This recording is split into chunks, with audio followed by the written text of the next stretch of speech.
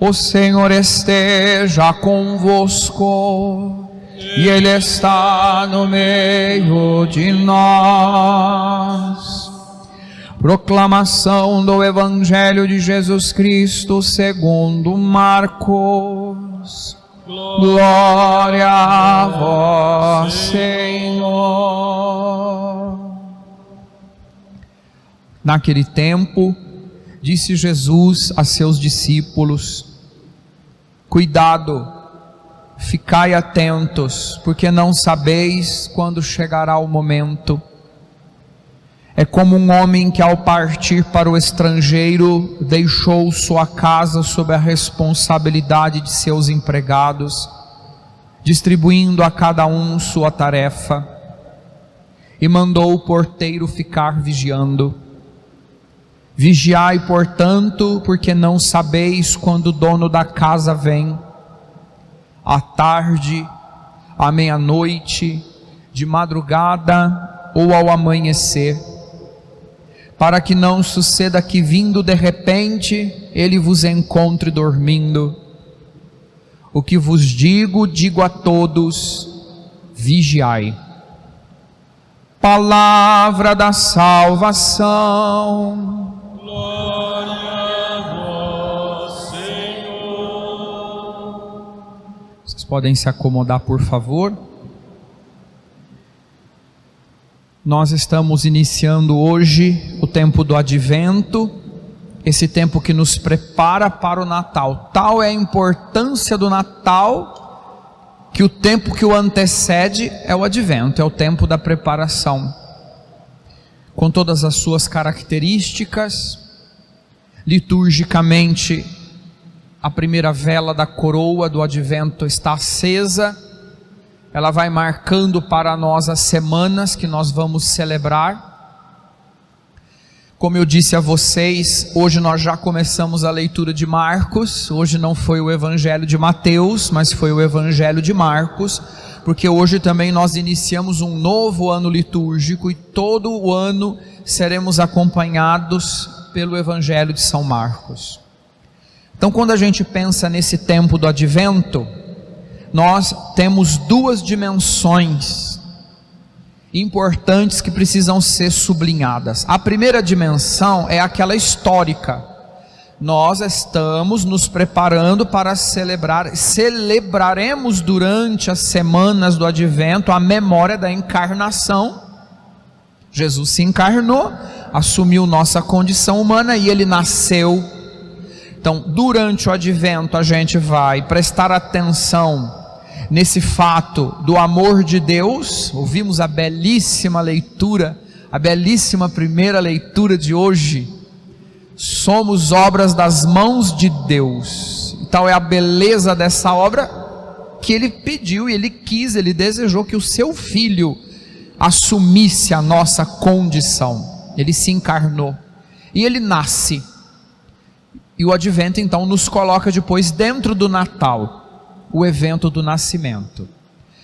Mas nós também temos durante o Advento, nós vamos prestar atenção nas leituras, a dimensão escatológica. O que significa isso? A escatologia é a matéria que cuida de todas as coisas que dizem respeito às coisas do fim. Então o Advento, ele também é uma lembrança. Jesus já veio, Ele nasceu, e nós estamos esperando que Ele volte. E tem uma belíssima leitura de Santo Agostinho, um sermão de Santo Agostinho, que diz assim, entre a primeira vinda, o nascimento, e a última vinda, a parousia, vai acontecer uma vinda intermediária, que é o dia que nós vamos morrer. Inevitavelmente, desculpa ter que dizer isso para vocês, mas a gente precisa estar pronto, porque um dia nós vamos nos encontrar com o Senhor. É um encontro, Ele vem vindo, nós estamos indo, e vai ter um momento que a gente vai se encontrar no caminho da nossa vida. Queremos estar prontos. Qual é o mônito do Evangelho de hoje? Vigiai. Então eu vou pedir para vocês, escreve na porta da geladeira, no espelho do banheiro, na porta do guarda-roupa, lá dentro do carro. Escreve: vigiai. É a ordem dessa semana. Eu preciso prestar atenção. Você está sendo atento? Você está vigiando o que você come? Você vigia aquilo que você assiste na televisão? Você presta atenção no que você lê? Você tem vigiado o WhatsApp e as coisinhas que tenho mandado para vocês? Você vigia? Você tem vigiado tua língua naquilo que você fala? Vigiai. Você tem filho? Está cuidando dele? Está olhando lá para ver o que ele tem acessado na internet? Vigia. Você tem marido? Tem esposa? Cuida. É teu. Vigiai. A gente precisa tomar conta do que Deus colocou na nossa mão. É uma atitude inteligente, fecunda. Então o advento é um tempo da vigilância, porque a gente não queremos ser encontrados de forma inapropriada. É isso que durante todo o advento a liturgia vai lembrar, a palavra de Deus vai exortar o nosso coração. Eu gostaria de introduzir esse ano uma experiência para nós. Existe no mundo da arte religiosa uma expressão grega, etimazo, que traduzido fica etimasia. O que é etimasia na arte litúrgica, na arte sagrada? A etimasia é o lugar preparado para a chegada de Jesus. Então, se vocês pegarem algumas obras cheias de etimasia, então vai ter um trono vazio. O nosso presépio, ele ainda está com uma etimasia. Quem montou o presépio? Porque o maior símbolo do Natal para o católico é o presépio. Depois colocaram a árvore de Natal, é bonito. Não estou dizendo, na minha casa já está montada, adoro montar a árvore de Natal, os enfeites, os pisca-pisca, mas o símbolo cristão, católico, é o presépio.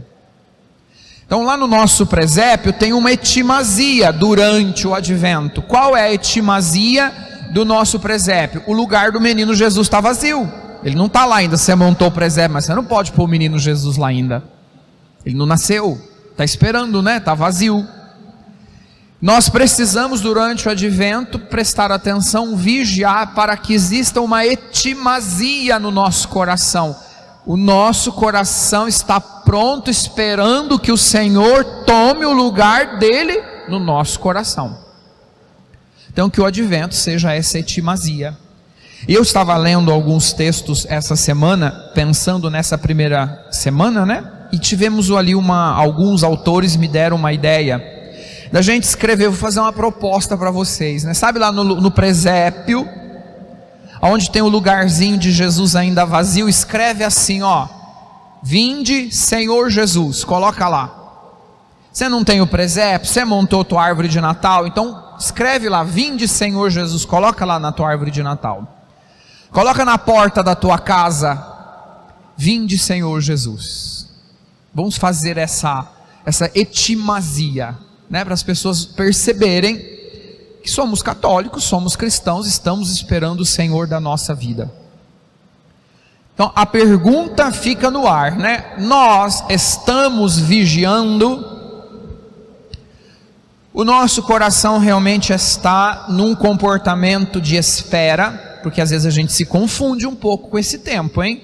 Cuidado, não perca muito seu tempo, fica preocupado aí com o que você vai comer, com o presente que você vai dar, que roupa que você vai usar, porque sem a gente perceber, esse consumismo mundano vai assolar a nossa vida, hein? Nós vamos ser bombardeados com essas preocupações. O que eu vou vestir, o que eu vou fazer na ceia, que presente que eu vou dar, o que eu vou ganhar. Não pensa só nisso, mas pensa em estar pronto para que Jesus te encontre, e não te encontre de forma inapropriada.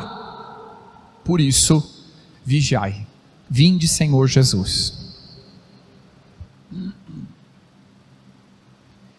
O evangelho de hoje, Marcos, bem enxuto, essa é uma característica de Marcos, o evangelho bem enxuto, bem pontual.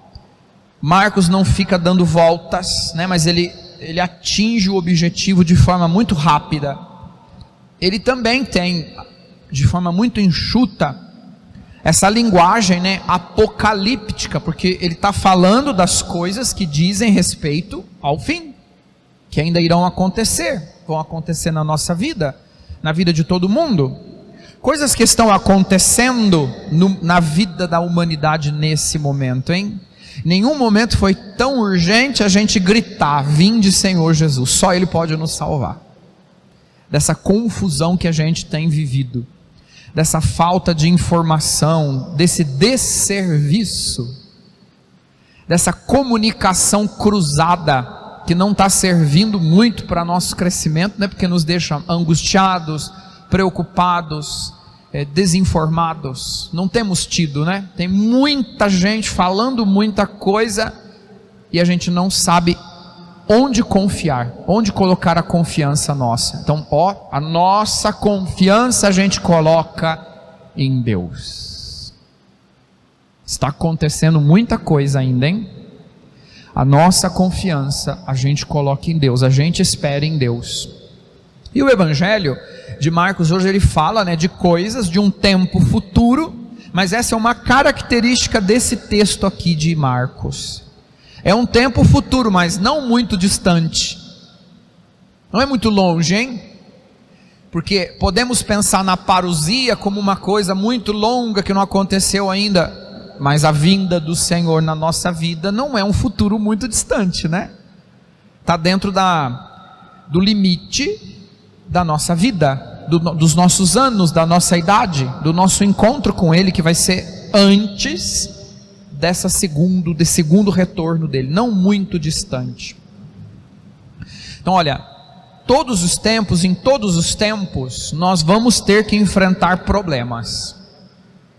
Não existe ninguém que passe a vida toda sem ter problemas. Todo mundo tem problemas, hein? Isso é normal do ser humano. Você tem problema? Que bom, você é ser humano. Vai ter um dia que você não vai ter problema? Desculpa ter que dizer, não tem. Se você quer crescer, amadurecer, se você enfrenta todas as etapas da vida, você vai enfrentar problema. Em algum lugar você precisa encontrar, porque a gente precisa inclusive amadurecer, a gente precisa aprender a descascar o abacaxi. Então, sejamos vigilantes, preparemo-nos. E eu fiz aqui um parêntese, porque amanhã a missa das 9 é minha, e eu desejo que os pais das crianças estejam lá. Não sei, né, Márcia, se vai acontecer. Não vai, né? Mas eu preparei aqui, ó, eu tenho essa esperança, né? Eu acredito. Então eu já preparei amanhã, pensando que amanhã eu vou estar na missa das 9 com pais de todas as crianças da catequese. Doce ilusão para mim, mas eu continuo acreditando, e eu continuo me preparando, e eu continuo falando. Eu escrevi aqui entre parênteses: e temos que preparar os nossos filhos e as gerações futuras para enfrentar problemas, porque hoje nós não temos tido essa atitude entre nossas famílias, dentro das nossas casas. Não temos preparado a nova geração para os problemas. Nós temos visto aí uma geração enfraquecida, muito mimimi, qualquer coisa espana. O que vai ser o futuro? Não, nós não podemos deixar isso acontecer. É responsabilidade nossa. Nós temos que zelar, nós temos que ajudar para que esses jovens, crianças, adolescentes sejam fortes para assumir o que vem pela frente. Como será? Que humanidade será essa? Onde você não pode falar não, onde tudo é permitido, onde tudo pode. Vigiemo-nos.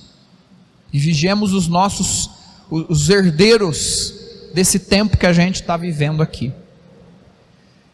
Então nós não podemos desanimar diante dos nossos problemas. Pelo contrário, né, que os problemas nos ajudem a ir adiante, né, que sejam incentivos para a gente continuar o nosso caminho. Não podemos ficar sentados, não podemos ficar adormecidos, nos lembram as leituras de hoje. Eu não posso ficar de braços cruzados esperando alguma coisa acontecer. Eu tenho que fazer. Eu não posso ficar esperando que alguém faça para mim. Eu tenho que aprender que eu tenho que fazer. Eu tenho que buscar, eu tenho que ir atrás, eu tenho que dar meus pulos, eu tenho que levar meus tombos. Mas eu preciso fazer, porque senão eu não vou amadurecer, eu não vou crescer, eu não vou saber quanto custa, e eu não vou saber o trabalho que dá fazer certas coisas. Essa semana os meninos, os 3 senhores, limparam para nós a igreja, passaram a semana inteira pendurado em cima do andaime, que eu vim aqui que dava até gelo na barriga, né? Mas olha que serviço maravilhoso, não tem uma teia de aranha. Eu estava me deleitando a hora que eu cheguei aqui, não tinha uma teia de aranha, porque vai ter teia de aranha nessa igreja, não sei se na casa dos 6, mas aqui eu nunca vi juntar as aranhas são católicas aqui. O povo não está muito católico ultimamente, não me permitam dizer a vocês. O povo está meio acostumado com essa história de coronavírus. Isso já virou meio piadinha, né? Me desculpa dizer para vocês, mas aqui na cidade, olhando certas coisas, falar que você não vem na igreja porque é perigoso, mas só não pode vir na igreja e só não pode ir para a escola, mas o resto pode fazer de tudo pode fazer. Mas as aranhas são católicas, viu? Elas continuaram firme fazendo as teias de aranha delas nos lugares mais inapropriados e mais altos possíveis. A gente tem que fazer, a gente tem que buscar, a gente tem que encontrar uma solução, né? É inevitável esse confronto, a gente precisa disso. A liturgia nos lembra isso. E eu vou concluir lembrando que esta página de hoje, o início do Evangelho segundo Marcos, nos coloca dentro do sofrimento, dos problemas e das dificuldades de Jesus. Quando o Evangelho fala: vigiai, porque não sabeis quando o dono da casa vem, se à tarde, se à meia-noite, se de madrugada ou amanhecer.